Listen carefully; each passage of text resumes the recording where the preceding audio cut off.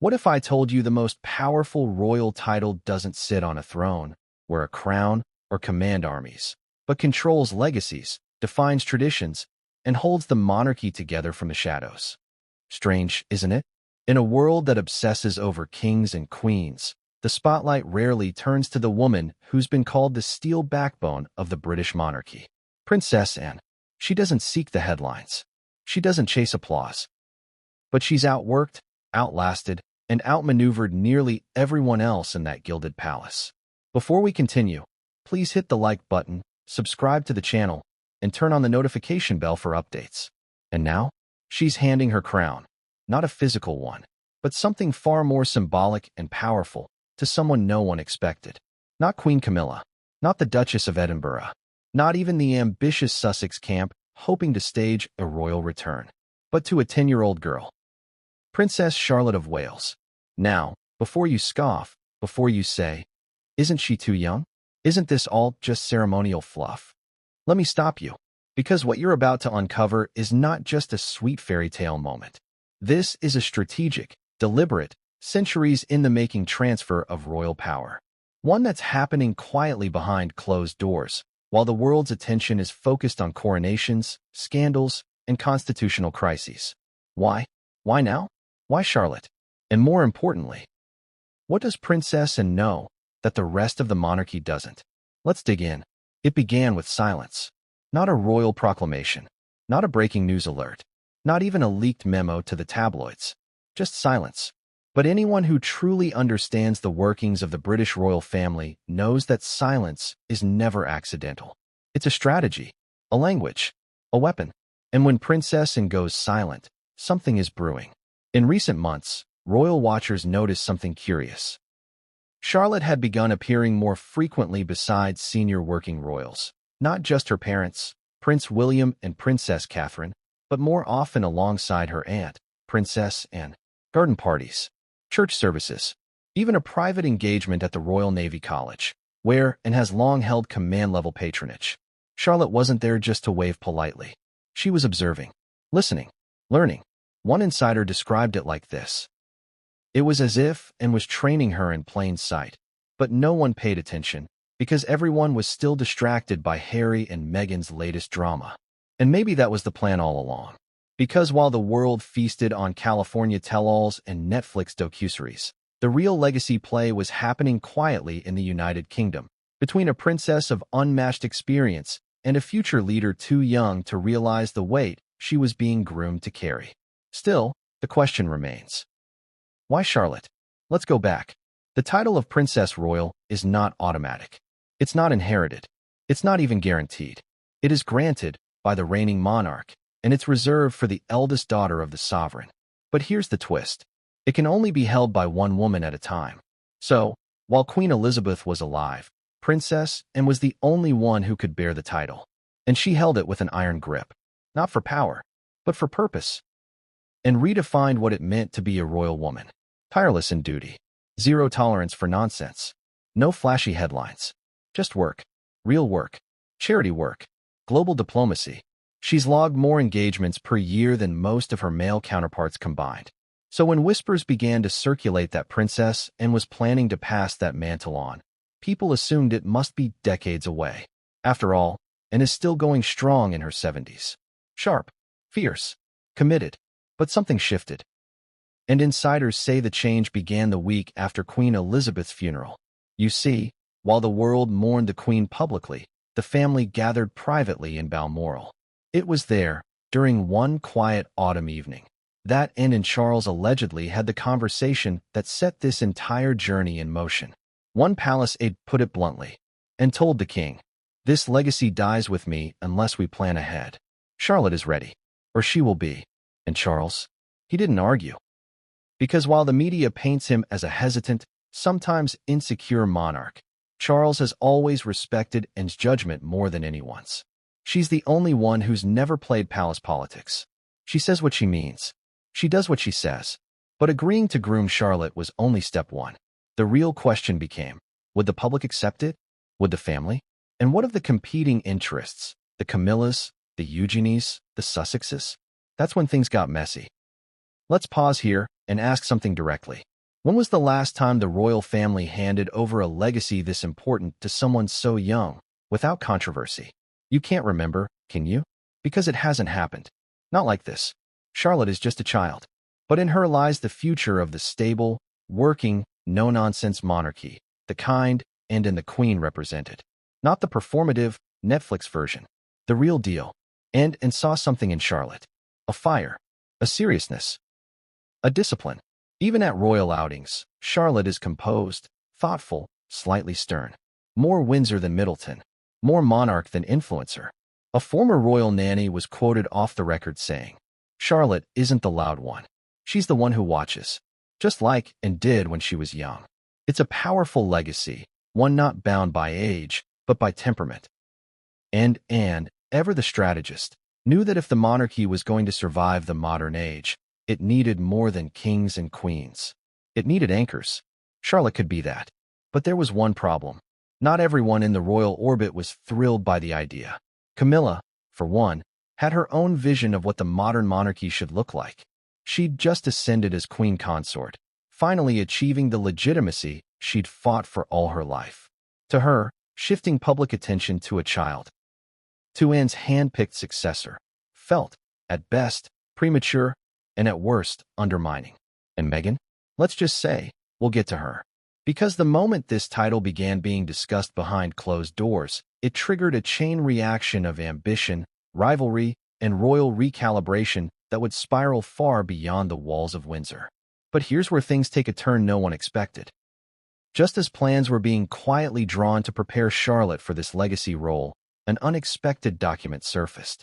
Something the late Queen had written. Privately. Handwritten. Unpublished. Delivered in a sealed envelope to her daughter and before her passing. Its contents? Still classified. Still locked away. But sources close to the palace hint it contained instructions. Wishes. Possibly even a personal endorsement of Charlotte's future as Princess Royal. Could it be? Could Queen Elizabeth, known for her deep reserve and strategic long-term thinking, have seen this coming? Did she know that, and would be the only one to protect the essence of royalty, and that Charlotte, not George, would embody that same spirit? If so, then this wasn't just Anne's decision. It was the Queen's final act, her final power move. And now, the palace has gone into lockdown mode. No official statement, no denial, no confirmation, but the signs are everywhere. And in Charlotte's increased time together, select press briefings mysteriously pulled. And just recently, Charlotte was seen visiting the royal archives, escorted by none other than the keeper of the privy purse. That doesn't happen by accident. So here we are, on the verge of the most unexpected royal title handover in modern history. A legacy forged in duty.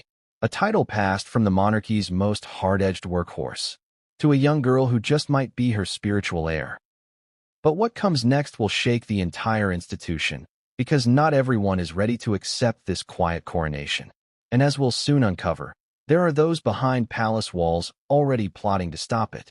What they do next will change everything, and no one saw it coming. What if the most powerful woman in the British royal family doesn't wear a crown, sit on a throne, or even feature in the opening credits of royal documentaries? Think about that. We obsess over kings, queens, dukes, duchesses, scandals, heirs, and spares. We speculate endlessly about who will ascend next, who will be stripped of titles, who got snubbed at the coronation dinner. But while the royal spotlight flits across the usual suspects, one woman has operated quietly behind the scenes, holding up the entire institution like steel scaffolding. Her name? Princess Anne. No fuss, no drama, no scandal, just relentless work. Year after year, decade after decade. But here's the twist no one expected. She's stepping aside, voluntarily, and passing on a title so symbolic, so misunderstood, and yet so strategically important that its quiet transfer could change the very future of the monarchy. The Princess Royal. Most people have no idea what it even means. It sounds ceremonial, decorative, the kind of honorific you attach to a commemorative tea towel. But behind the stately name lies a rich, complex, and occasionally ruthless tradition. One shaped by war, diplomacy, gender politics, and power. And now, Anne is choosing her successor. Not by age, not by seniority, not even by popular demand, but by instinct. And she's chosen Princess Charlotte. Yes, that's Charlotte, third in line to the throne, second child of the Prince and Princess of Wales. A girl not even old enough to drive. A child still in school uniforms, holding her mother's hand at official events. To outsiders, it seems ludicrous. But to insiders? It's strategic brilliance. Because the title of Princess Royal isn't just about prestige, it's about preservation. It's about ensuring that the most stable female force in the family remains intact, independent, and immune to the shifting sands of royal politics. Let's rewind. The Princess Royal title dates back to 1642, when Queen Henrietta Maria, wife of King Charles I, wanted her eldest daughter Mary to have a title equivalent to the French Madame Royale. The English crown complied, and thus, the Princess Royal was born. But here's the key detail. It's not automatic. It's not inherited. It's given, and only to the eldest daughter of the monarch, and only when the reigning monarch sees fit, which is why it's so rare. Only 7 women in British history have ever held the title. 7. And Anne. She's the longest-serving Princess Royal in history. She received the title from Queen Elizabeth II in 1987, 36 years ago, and has wielded it like a battle standard ever since. But what makes it so powerful isn't the name. It's the freedom. Unlike queens or duchesses, the Princess Royal doesn't have to play palace politics. She's not encumbered by being a consort. She answers to no husband's legacy. She's not an heir waiting in the wings, nor a spare looking for relevance. She is her own force, untouchable, undistracted, unfiltered, and embraced that. From the moment she took the title, she carved a path no other female royal dared to tread. She was blunt in interviews, brutal in work ethic, and allergic to nonsense. There were no scandals, no memoirs, no Netflix specials, just service. In fact, year after year, and consistently ranks among the top royals in terms of public engagements. She'll travel to remote charities in the Scottish Highlands one week, then host NATO military events the next, and do it all without fanfare. Her motto? Don't complain, don't explain. So when whispers began to circulate that she was preparing to pass the Princess Royal title on, eyebrows were raised. Because and to step back from something she's held for nearly 4 decades, something serious must be happening behind the scenes. Now here's the plot twist. By royal protocol, no one can hold the Princess Royal title while the current holder is alive, meaning for Charlotte to receive it, and would need to formally relinquish it. Unprecedented. It's almost never done. In fact, there's no documented precedent in modern times for such a move. Titles like this don't get passed down the way tiaras do. They're held for life. End of story. Until now. And that's what makes this moment so monumental. Because Princess Anne isn't being pushed out. She's not being retired. She's choosing to step aside. She's crafting her own succession plan, not for a throne, but for a legacy. And her choice? It speaks volumes. Let's be clear. She could have waited. She could have held the title until her final breath and let Charles figure it out later. But she didn't. She's choosing Charlotte while she's still alive, still active, so she can shape her, mentor her, arm her, because Anne knows what the future holds. She's seen the inner mechanics of monarchy for over 70 years. She survived 10 prime ministers, 6 decades of press scrutiny, and countless palace power plays. She knows what's coming. And she knows Charlotte will need more than good looks and a loving family. She'll need armor. Emotional armor. Institutional armor. Historical armor. And that's what the title gives her. Not just prestige, protection. A shield. By making Charlotte the next Princess Royal, and is anchoring her into the royal institution in a way that's nearly unassailable. She won't just be the daughter of a future king. She'll be the daughter of tradition. But not everyone agrees with Anne's decision. Some within the palace walls, particularly among the more modernist factions, think this move is out of touch. Too early. Too archaic. Others believe it's a direct message to those who've distanced themselves from the monarchy, only to turn around and demand recognition. Yes, that includes the Sussexes. Because by elevating Charlotte, Anne is also sending a signal. We build legacy from within, not from exile, not from Instagram, from here, through work. But what about Charlotte? How does a 10-year-old comprehend any of this? That's the heartbreaking part. Because she doesn't fully. Not yet. but she feels it. Sources say Charlotte has already begun receiving what courtiers call legacy guidance. Not just protocol lessons, but deeper teachings about duty, discretion, and the burdens of symbolic power. It's not glamorous. It's not fun. It's solemn. One former lady-in-waiting described Charlotte as quietly intense. Not shy, not cold, just serious, beyond her years. Sound familiar? That's exactly how they described Anne in the 1950s. History repeating by design. Still, the weight of the title looms large. Once granted, it changes everything. Charlotte's future engagements, media handling, even her wardrobe will shift subtly. No longer just the spare girl. She becomes a woman in waiting, a royal with a defined path. And yet, it must remain unofficial for now. Why? Because if they move too fast, the backlash could be catastrophic. Public opinion is fickle. The monarchy is still healing post-Megxit, post-Andrew, post-Elizabeth. The last thing Charles needs is a media storm over a ceremonial title, which is why they're doing this the way. Quietly, strategically, deliberately. A few curated public outings here, a few shared engagements there, whispered confirmations from royal correspondence, all leading to one inevitable moment. The official passing of the title. It won't be a coronation. There'll be no golden carriage or balcony wave, but it will be historic. Because in that moment, the monarchy won't just be naming a title holder. It'll be forging a bridge between generations. From Queen Elizabeth to Princess and to Princess Charlotte. 3 women, 3 eras, one enduring legacy.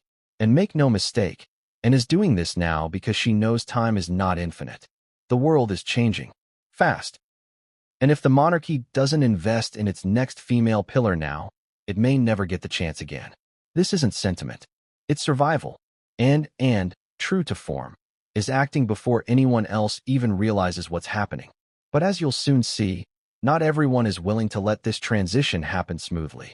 Because just as Anne begins to shape Charlotte's legacy, someone else inside Balmoral is quietly working to tear it all down.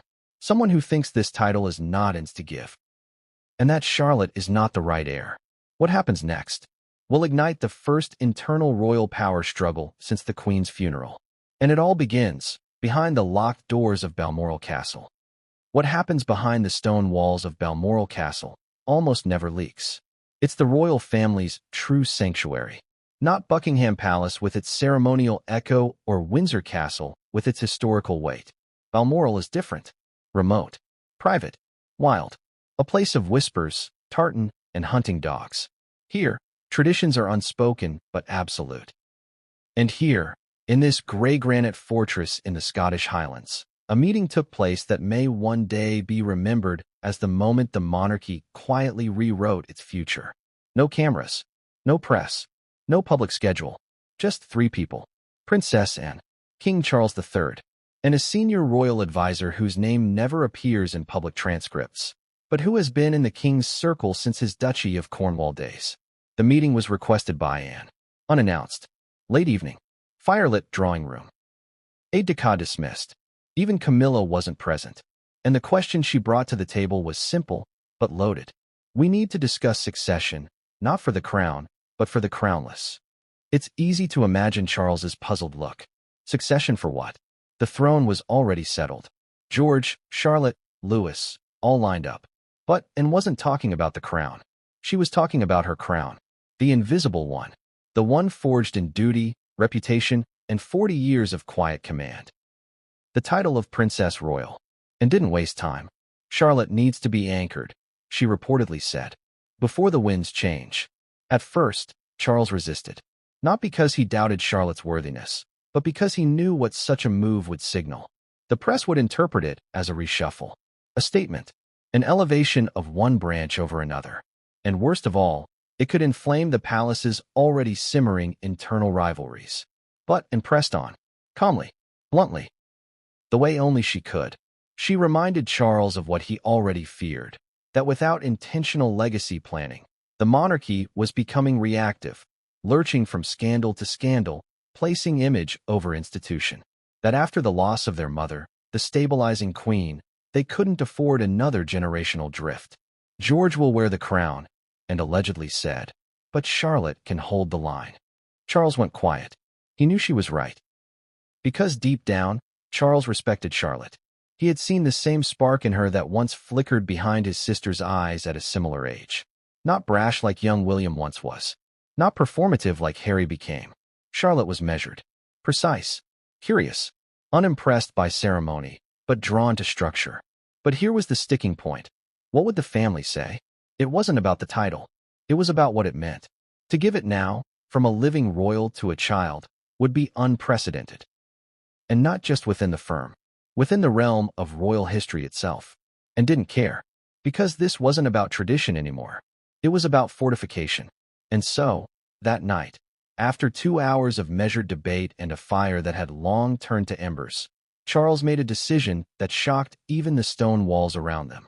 He gave his blessing. Not officially, not publicly, but quietly. If you're going to prepare her, he said, do it your way, not mine. That was all and needed. But just as quickly as the door opened, the storm clouds gathered. Because someone else had been tipped off about the meeting. No, not Camilla. Not William. Not even Kate. But a shadow in the background. A figure whose name still carries a pulse through every royal conversation, even when she's thousands of miles away. Meghan. The Sussexes, we're told, had not been informed of Anne's plans. They were still navigating their post-institutional phase. A chaotic cocktail of streaming deals, brand reinvention, and sporadic legal action. But through one of Harry's remaining connections inside the palace staff, they caught wind of a legacy discussion involving Charlotte. And that was enough. Because from Meghan's perspective, any discussion of elevating Charlotte inevitably raised the question, what about Lilibet? It may seem like a leap, but within the intensely symbolic world of royal ranks and public perception, optics are everything. Elevate Charlotte to Princess Royal, and the world sees a generational blessing. Ignore Lilibet, and it looks like a royal snub. Especially after the storm the Sussexes had weathered about their children's titles, their place in the line of succession, and their perceived exile from royal life. Harry reportedly wanted to ignore it, but Meghan didn't. She saw it as another instance of selective legacy. So what did she do? She made a call. Not to Charles. Not to William. Not even to Kate. She called Princess Anne. And that's where things got interesting. The call itself lasted just under 20 minutes. The tone? Icy but civil. And was at her country estate in Gloucestershire, fresh off an equestrian event. Meghan's assistant rang first. And answered directly. She always did. The conversation began formally. Pleasantries about the children, well wishes, nods to late Queen Elizabeth's memory. But it didn't stay there long. Meghan, sources say, was careful. She didn't demand. She didn't accuse. She inquired. I've heard some conversations are happening around future roles, she said. I just wondered how you were approaching the broader picture, with Charlotte, and with others. And didn't flinch. She knew exactly what Meghan was implying. That any talk of Charlotte being groomed for Princess Royal would be interpreted, fairly or unfairly, as a rejection of Lilibet's symbolic inclusion. And Anne, she said just 10 words. Legacy is built inside the gates. Not outside them. Silence. Then a long exhale from Meghan. An awkward thank you. A cordial goodbye. The call ended. But the implications? Only just beginning. Because the next morning, a senior palace aide, the same one present at the Balmoral meeting, received an encrypted message, an anonymous tip, that the Charlotte succession plan had been overheard. Not by press, not by paparazzi, but by someone inside the palace. A loyalist, a mole? No one could confirm. But the message was clear. The plan is no longer secret. You have days before it leaks. Panic set in. Charles was briefed. William was informed. Even Camilla, who had been suspiciously excluded from the original Balmoral meeting, demanded answers. And Anne? She said nothing. She simply scheduled a private lunch with Charlotte and her mother, Kate, at a discreet countryside location with no press presence. No escorts. Just 3 generations of royal women. What was said at that lunch has never been leaked. But what happened after? Spoke volumes. Charlotte's schedule shifted. Her tutors changed. Her public appearances became more deliberate, more ceremonial. She began accompanying and on low-profile visits, far from London's cameras. Observing, learning, and yet, the leak never came. No headlines, no tabloid exposés, just silence, which, in royal terms, is even more ominous, because it means the threat is still alive, that someone inside the firm still holds that information, still watching, still waiting for the right moment to detonate the truth. And as tensions build behind the scenes, a simple question haunts the palace halls. Who leaked the Balmoral meeting? Was it a Sussex sympathizer? A disgruntled former staffer? Or someone much closer? Someone with a reason to stop the title transfer before it ever happens. Because not everyone in the royal family wants Charlotte to become Princess Royal. And the person most opposed just revealed himself. A man with nothing left to lose. A man once banished from royal life. And now, seeking a return through chaos. His name? Prince Andrew. And what he does next will trigger the most unexpected and potentially dangerous royal power play since the abdication of King Edward VIII. What if the future of the monarchy wasn't being trained in front of cameras, but behind locked library doors, whispering through corridors no outsider ever sees? Royal watchers often focus on what's visible. Ceremonies, processions, balcony waves, and perfectly posed portraits. But the real preparation for royalty? That happens out of sight, in private, in silence, and in Charlotte's case, under the watchful eye of a woman who learned early that titles mean nothing without steel in your spine. Princess and wasn't interested in fanfare. She didn't need palace approval or headlines to begin. She simply started. And Charlotte? She was ready. You see, Charlotte has always been different. Even as a toddler, royal aides noticed it. While George was the playful one, and Louis the comic relief, Charlotte was composed, watchful, almost solemn. She didn't just attend events, she observed them. At age 5, she was memorizing hymns by ear. At 6, she was requesting to learn French, like Gongon did. And at 7, she asked Kate why some people curtsied to others and not to her. Not out of jealousy, out of curiosity. Charlotte wasn't looking for attention. She was trying to understand the rules. And that's what caught Anne's attention. The two had always shared a quiet bond, but after the Queen's funeral, something shifted, and began making discreet visits to Kensington, sometimes unannounced, sometimes under the guise of a family luncheon. But what she was really doing was testing Charlotte, asking her questions, giving her tasks, watching how she carried herself when no one else was watching. How would you greet a war widow in Yorkshire? What's the first thing you notice in a state banquet room? If a camera flashes during a service, what do you do? And Charlotte? She answered.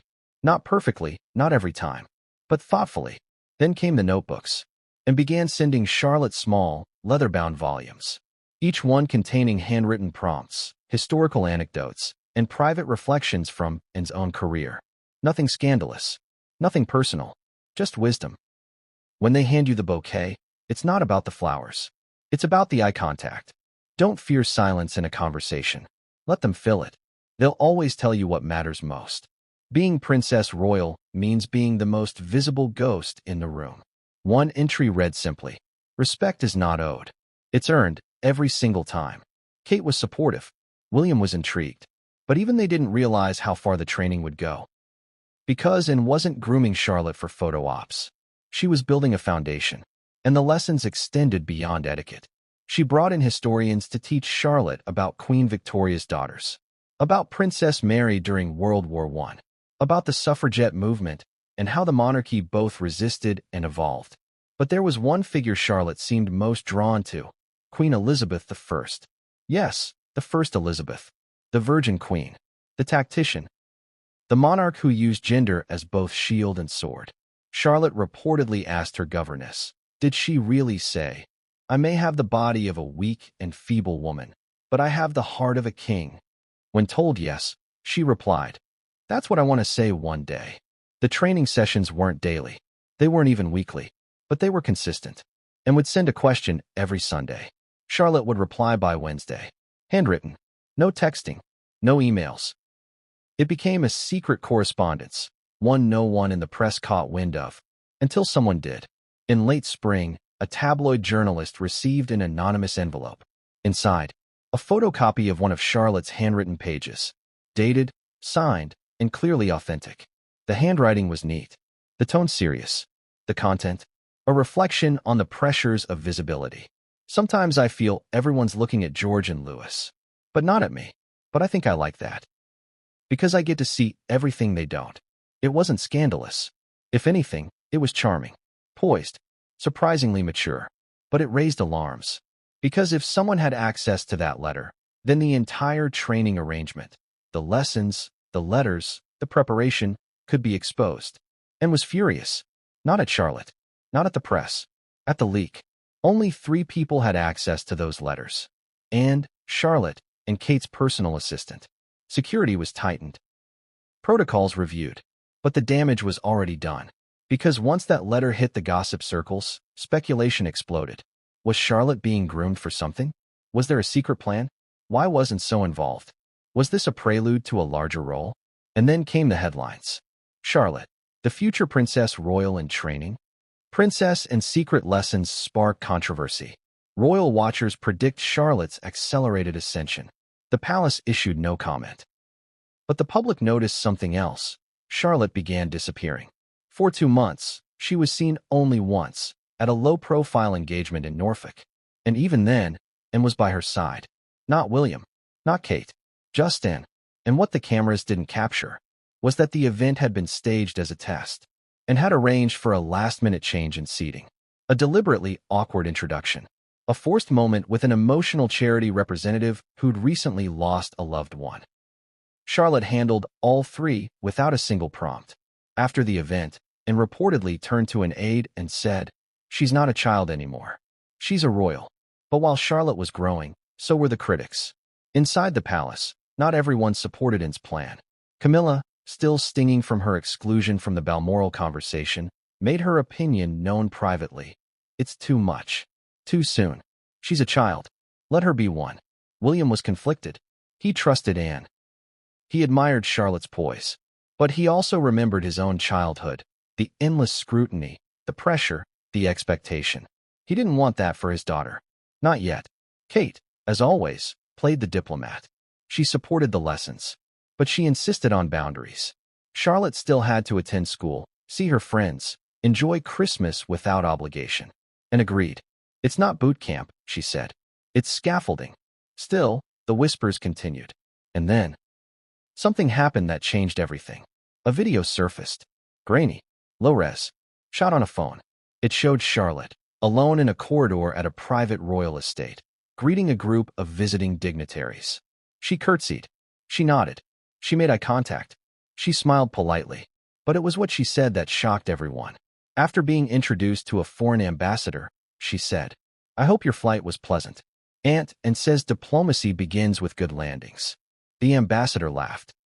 A warm, genuine laugh.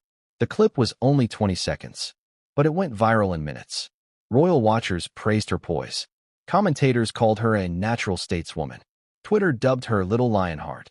And she said nothing. But those close to her say she smiled for the first time in days. Because in that moment, it was clear. The training was working. Charlotte wasn't being pushed. She was rising. And the world was starting to see it. But success breeds scrutiny. And just as Charlotte stepped further into the light, someone else stepped out of the shadows. A royal long silenced. Long sidelined. But now, determined to reclaim a legacy he believes was stolen. Prince Andrew. And his target isn't Anne. It's Charlotte. Because in his eyes, the princess royal title should belong to his daughters, Beatrice or Eugenie. And he's willing to go to war to make sure it does. What happens when the queen consort doesn't get a say in the future of the monarchy? She makes one. Camilla had spent decades clawing her way into public acceptance. Once branded the other woman, she'd emerged from scandal into a respectable figure of royal resilience. She'd weathered tabloid storms, public scrutiny, and internal frostiness from both staff and family. But she'd made it. Queen consort. A title once thought impossible, now worn daily with practiced grace. So when Camilla discovered that a legacy-defining title, the Princess Royal, was being quietly prepared for Charlotte, without her knowledge, without even a polite discussion, it wasn't just exclusion. It was betrayal. To Camilla, titles weren't abstract honors. They were currency, tools of power, hierarchy, and influence within the monarchy's finely tuned ecosystem. The Princess Royal title wasn't supposed to shift without a palace-wide consensus, let alone one forged in secret fireside chats between Anne and Charles. And yet that's exactly what had happened. And had made her move. Charlotte had begun her training, and Camilla had been left out in the cold. But she wasn't going to stay there. Camilla didn't confront and directly. She never did. That wasn't her style. Her strength had always been in knowing how to bend the narrative from behind the scenes. Influence, not interruption. Soft power, not blunt declarations. Her first step was subtle, a quiet lunch with a longtime editor of one of Britain's most influential royal columns. Nothing dramatic. Just tea, cucumber sandwiches, and a few off-the-record musings about how some in the palace feel Charlotte is being pushed too early. The editor took the bait.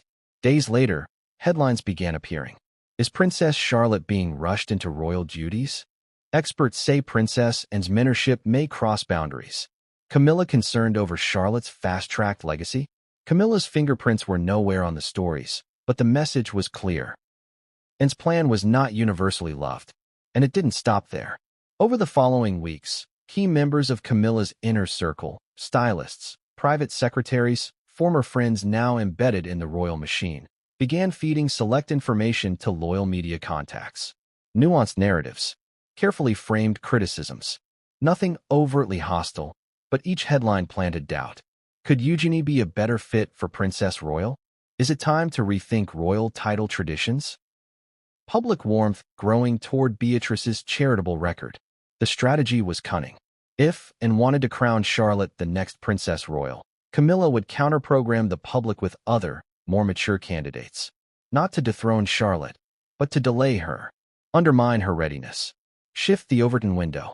Because time was on Camilla's side. The longer Charlotte's title remained unofficial, the greater the chance to reroute the plan entirely. But Camilla's quiet rebellion didn't go unnoticed, and saw the headlines. She recognized the timing, the tone, the subtle phrases only a palace insider would use. One piece even used Anne's own words from a prior private conversation, a sharp reminder that Camilla's reach was wide. Anne was furious, but she didn't strike back publicly.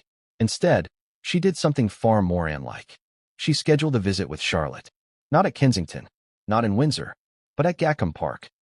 Anne's private estate, far from the PR handlers, the security teams, the optics. And there, in the thick of the countryside, Anne reportedly said this: "When you take the title, people will try to take it from you. Not with swords, but with smiles." Charlotte nodded. Then she asked, "Do I have to smile back?" And paused, then replied, "Not if you don't mean it."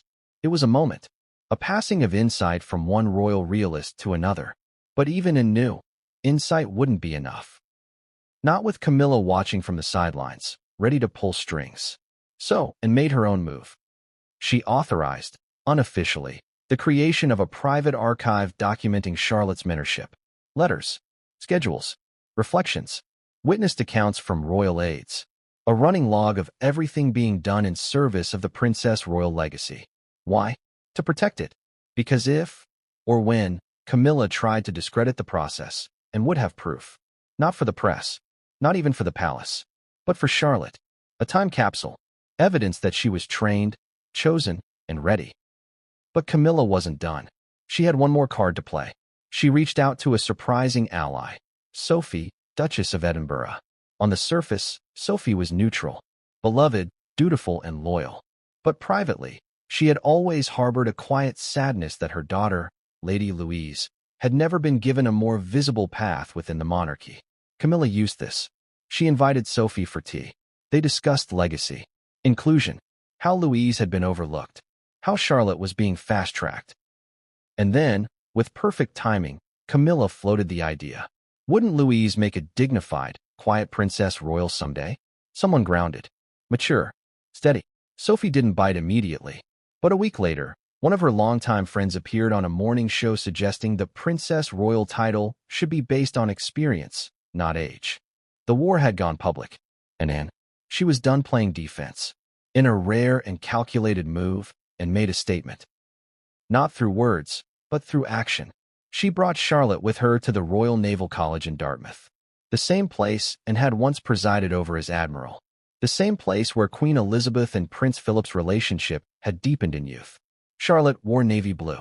No frills, no tiara, just a sharp blazer and ponytail. The message was unmistakable, legacy in motion. And the photos? They went viral. Royal watchers praised the symbolism. Historians pointed out the lineage. Even anti-monarchists grudgingly admitted it was powerful imagery. Camilla, watching from Clarence's house, knew she'd lost that round. But her rebellion wasn't over.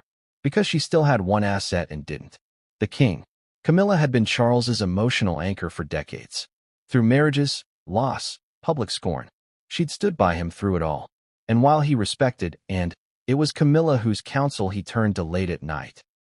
And now, Camilla had begun planting a single, repeating seed. Maybe it's time we modernize all the titles. Wipe the slate. Start fresh with George's reign. It wasn't a demand. It was a suggestion. Whispered. Repeated. Shaped to sound reasonable. If she could convince Charles that legacy titles were outdated, Anne's plan would collapse. Not in scandal, but in bureaucracy. And Charles? He was listening. But before he could act, something unexpected arrived on his desk. A letter. Sealed in wax. Delivered by hand. No return address. Inside, a single sentence written in his mother's handwriting. Let him guide her. I trust her judgment more than my own.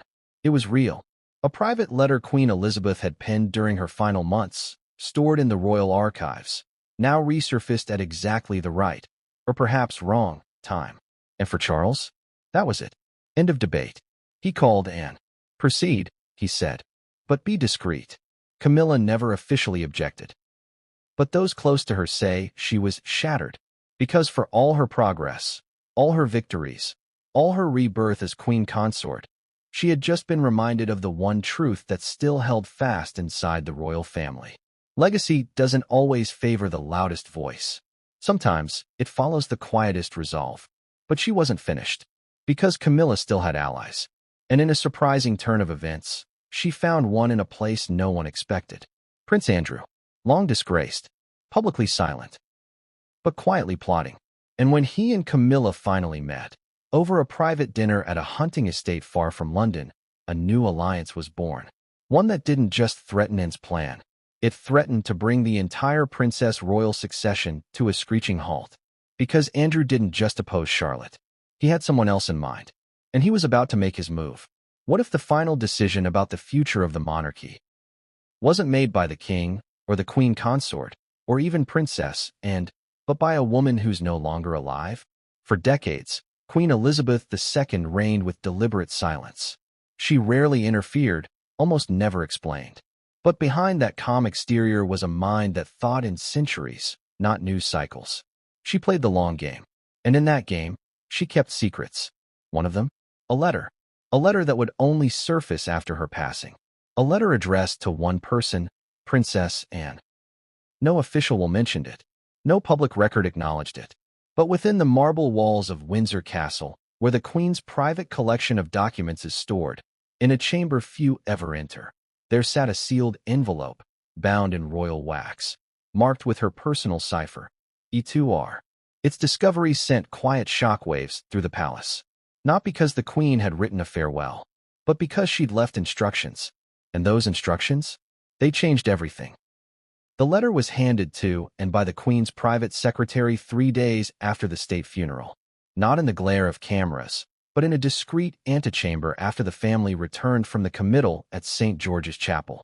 No fanfare, no witnesses, and received the envelope in silence. Slipped it into her handbag. Said nothing to anyone, not even Charles. It was only when she returned to her private quarters at Gackham Park that she opened it. Sources say she read it 3 times. Then she cried. Then she poured a stiff drink. And then she locked it in her study drawer and went for a long walk in the fields behind the estate. What was in it? Only, and knows the full contents. But palace insiders who've since seen parts of the letter describe it as a deeply personal directive about legacy, stability, and the future of royal womanhood. It wasn't flowery. It wasn't emotional. It was sharp, strategic. The Queen's voice came through every sentence. Measured, firm, unmistakable. And in the middle of the page, underlined twice, was a name. Charlotte. The Queen wrote that Charlotte had the eyes of duty, that she reminded her of Margaret in charm, but, and in resolve, that in watching Charlotte during Christmas services, balcony appearances, and unguarded moments, she sensed something steady, something that might endure. And then came the line that stunned Anne. If she is to carry the weight, help her before it crushes her. The queen knew the burden. She'd inherited the crown young, unprepared, still grieving her father. She'd made her own way, yes, but at great cost. And she didn't want Charlotte to do the same, alone. Which is why she entrusted not Kate, not Charles, not even the institution, to shape the girl's path. Titles may come from kings, the queen wrote, but wisdom comes from sisters. It was both blessing and challenge, and was being asked to shape the monarchy's next female pillar. Not by order, but by legacy. To mentor Charlotte in the same no-nonsense, iron-willed way she had lived her own life. And accepted, without hesitation. But as she soon learned, she wasn't the only one who received a letter. Because Her Majesty had written another. This one, to Meghan Markle. Yes, you heard that right. Despite everything, the interviews, the exits, the accusations, the long winters of silence, the Queen still wrote to Meghan. It wasn't a reconciliation letter. It wasn't an olive branch. But it was acknowledgement. Acknowledgement that Meghan had disrupted the system, but also reminded the monarchy of its blind spots. That her presence, however turbulent, had forced conversations long delayed. And perhaps most surprisingly, the Queen mentioned Lilibet, her great-granddaughter, the girl who bore her name. In the letter, she said Lilibet would always carry a royal spark, regardless of geography.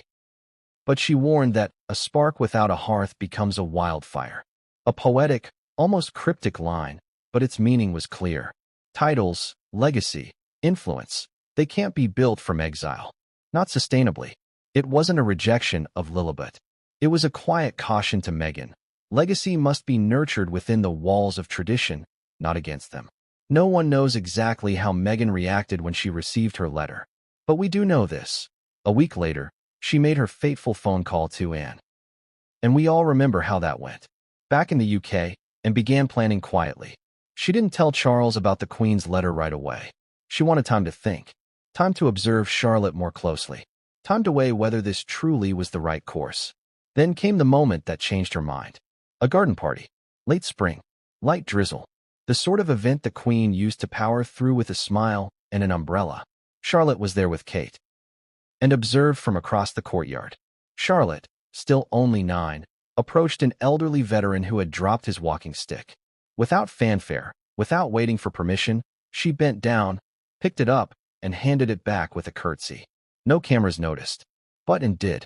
And it reminded her of a moment from 1954, when she was just a girl herself, and her mother had paused a motorcade to step out and greet a child who had stood alone in the rain to see the Queen pass.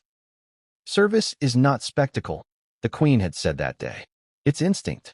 That was the moment and made her decision. She returned home, unlocked her desk drawer, and placed the Queen's letter into a fireproof envelope, marked with Charlotte's name. Someday, she would give it to her. But not yet, because the storm was only beginning to build. When Charles finally learned about the letter, weeks later, through Anne herself, he went quiet. He asked to read it, and refused. Not now, she said. You'll know when. Charles didn't press. He trusted Anne. He always had. And if his mother had trusted her, too, well, that was good enough. But someone else wasn't so trusting. Camilla. When she learned of the Queen's letter, her mood darkened. She hadn't received one. No personal note. No private sentiment. Nothing from the woman who had once been her greatest obstacle, then her reluctant endorser. It stung, and she knew what it meant. It meant the Queen had chosen sides, even after death. Not out of malice. Out of clarity. And was the keeper of the legacy. Charlotte was the heir to that legacy. And Camilla? She was a chapter in between. Powerful, yes. Necessary, absolutely. But temporary. And that was a hard truth to swallow. Meanwhile, in a locked royal archive within Windsor Castle, something remarkable happened. A royal archivist, acting on instructions and had written in her own hand, quietly filed the Queen's letter into a private vault alongside a slim dossier labeled Charlotte, the Princess Royal Portfolio. Inside that folder were handwritten assessments from and progress notes, reflections on Charlotte's growth, and early drafts of what could one day become an official declaration. It was a living document, an invisible coronation, happening long before any titles were ever conferred. But it wasn't secret forever, because someone watching the rising tide of Charlotte's ascendancy, made their own discovery. A senior royal aide, recently reassigned, once loyal to Prince Andrew. And what he found was damning. Not about Anne, not about Charlotte, but about the Queen's letter to Meghan. And what he did next would leak it to exactly the person who could use it as a weapon. A person with motive, ambition, and nothing left to lose. Prince Andrew. Because while Anne was preparing Charlotte to inherit a legacy, Andrew was preparing to destroy it. One page at a time. What happens when you walk away from the monarchy, but refuse to let it walk away from you? That's the question Meghan Markle has been asking herself and the world ever since she and Prince Harry stepped down as senior royals in 2020. The exit was loud, explosive, laced with interviews, documentaries, best-selling books, and lawsuits. It was marketed as a break for peace, for privacy, for autonomy. But beneath the California sunshine and curated Instagram feeds, there was something else. A desire for relevance and legacy. Because for Meghan, it was never just about walking away from titles. It was about reshaping what they meant and who gets to hold them. So when whispers started circulating that Princess Charlotte, daughter of the very institution Meghan had turned her back on, was being groomed for the royal title of Princess Royal, a title steeped in symbolism, responsibility, and generational gravity, Meghan didn't see it as a cute royal update. She saw it as a provocation, and possibly an erasure. Because if Charlotte was being elevated, what did that say about Lilibet? Her daughter, her only daughter, the child born into controversy, nicknamed after the Queen herself, and held up by supporters as the modern symbol of inclusion and progress. To Meghan, it was more than a title. It was a competition she didn't know she'd entered, and one she wasn't prepared to lose. Let's rewind. When Lilibet Diana Mountbatten-Windsor was born in June 2021, the world took notice. The name was a bombshell, a direct echo of Queen Elizabeth's personal childhood nickname. On the surface, it was a gesture of respect, but to many in the palace, it was audacious, presumptuous, even exploitative.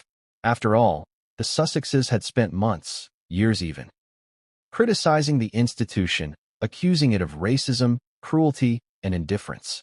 So when they chose to name their daughter after its longest-reigning monarch, the move raised eyebrows. Still, the Queen, in classic Elizabeth fashion, remained silent. No public objection, no clear endorsement, just a polite statement, delighted with the news. But insiders claimed she was privately rattled. They never asked for permission, one aide said. They told her, after the fact. Now fast forward. Lilibet is growing up in Montecito, far from the pageantry, far from the palace walls, far from the expectations that come with balcony appearances and horse-drawn processions. She's a California girl. But Meghan never quite closed the door. In every interview, every documentary, every subtle remark, she left breadcrumbs. Hints that the Sussex children still had birthrights, that the monarchy had failed to protect them, that their titles, their treatment, their legacy were unresolved. And now, suddenly, Charlotte was being elevated, trained, prepared, positioned, not just as a future working royal, but as the Princess Royal, a title that would place her at the symbolic heart of the monarchy, above the duchesses, above the princesses by marriage, above even royal women by blood, unless they held the throne. To Meghan, this wasn't just tradition. It was narrative. The firm was writing its next chapter, and her daughter wasn't in it. So she reached out, not to Charles, not to Kate, not even to William, but to Anne. Because deep down, Meghan knew one thing. If this title was being handed down, and held the pen, the phone call, which has now become palace lore, was polite but tense. Meghan began gently, asking how Charlotte was adjusting, whether she enjoyed her royal duties, and responded civilly. A few laughs, a few shared memories of early motherhood. Then Meghan pivoted. She asked, carefully, if the rumors were true, that Charlotte was being groomed for Princess Royal, and paused, then answered with what sources say was a perfectly clipped, unmistakably cool tone. I don't comment on internal family matters. That should have been the end of it. But Meghan pushed further. She asked whether there was space in the future for both Charlotte and Lilibet to hold meaningful roles. Not necessarily Princess Royal for Lilibet, but something significant, something with weight, something that acknowledged lineage. And responded with 10 words that now ring across palace corridors. Legacy isn't something you request. It's something you earn. A pause. And then, silence. The call ended. No arguments. No insults. But Meghan didn't forget the tone. The implication. That her daughter, because of distance, because of estrangement, because of choices made long ago, was no longer a contender. And just like that, a shadow claim was born. Not official, not declared, but present. A belief, nurtured behind closed doors and hinted at through PR moves, that Lilibet was being excluded, not because of merit, but because of politics. And Meghan? She wasn't going to let that stand. The first move came via proxy. Meghan didn't write an op-ed. She didn't make a statement. Instead, a well-placed friend, a Hollywood executive who had once shared a stage with Meghan at a women's empowerment event, gave an interview. Seemingly unrelated. A conversation about gender roles in legacy families. And then came the zinger. It's fascinating how some families treat daughters born into the center as future leaders, and others just push them into the background because of a zip code. It went viral. Commentators began debating. Was this a shot at the royals? Was she referring to Charlotte and Lilibet? Royal Twitter exploded. Hashtag Princess Royal versus Princess California trended for 2 days. And even though Meghan said nothing, the narrative was out. Meanwhile, in Montecito, something else was happening. Lilibet was being photographed more, not in paparazzi shots, but in controlled, editorial-style images. Dressed elegantly, holding books, attending garden parties, being presented as composed, observant, and engaged, much like Charlotte had been months prior. Observers noticed the echo, the same postures, the same color palettes, the same visual storytelling. Was it a coincidence? Or a deliberate attempt to mirror? Then came the documentary pitch. Unnamed, undisclosed, but shopped around to major streaming platforms by Meghan's media team. A working title? Royal Roots, The Other Legacy. The concept? A deep dive into how royal traditions impact the children born just outside the institution. Children with bloodlines, but no crowns. It wasn't sold. Yet. But it was being developed. And that was enough to set alarm bells ringing in London. Because this wasn't just about Charlotte anymore. It was about narrative warfare. Meghan was crafting a story, one where her daughter was the overlooked heir, the rightful symbol of modern royalty. And every step Charlotte took toward the Princess Royal title, every appearance, every training moment, every photo beside, and only made Meghan's case stronger. That the monarchy had drawn a line in the sand, and Lilibet had been left on the wrong side. Then came the leak. The Queen's private letter to Meghan, the one that had cautioned about raising Lilibet in isolation from the institution, was suddenly known to a tabloid journalist. Not published, but described. A close source shared that the letter had warned of sparks becoming wildfires and urged legacy to be built within the walls, not from without. The media went berserk. Why had the Queen written to Meghan at all? Was she offering support? A warning? A compromise? And most importantly, who leaked it? The palace refused comment. But one name began to surface: Prince Andrew's aide. The same aide recently reassigned. The same aide with old grudges and old alliances. It was a cold Wednesday afternoon at Gatcombe Park. Overcast skies, bare trees, the sort of bleak English weather that makes secrets feel heavier. Princess Anne was in her study, reading a report on military veterans funding, when her aide walked in, white-faced, hesitant, and holding a mobile phone. "It's the Duke of York, ma'am," and didn't blink. It had been months since Andrew had contacted her directly. Not since the funeral. Not since the quiet family negotiations over his vanished military titles. But now, apparently, he wanted to talk. She took the phone. "Andrew." Her tone was dry, cool, civil. "Anne, I think we need to talk about Charlotte." Silence. Not because she was shocked, but because she had expected this, and had been waiting for the moment Andrew would make his move. She just didn't expect it to come by phone. "This isn't your lane," she said flatly. But Andrew pressed on. He'd been watching the headlines. He'd seen the photos, the naval visits, the mentorship, the whispers of an impending title handover. And now, emboldened by the leak of the Queen's letter to Meghan and stoked by Camilla's quiet bitterness, Andrew had decided it was his turn to play the game. "You know, Beatrice or Eugenie would be better suited to Princess Royal," he said, and let out a breath, sharp and short. "Is this about the title, or your daughters?" "Both," Andrew said, without hesitation. You've sidelined them for years. They've never had a real chance. And now you're passing the most prestigious title outside of queen to a girl who hasn't even hit double digits. And walked slowly to the window. The rain had started. My decision isn't about age. It's about character.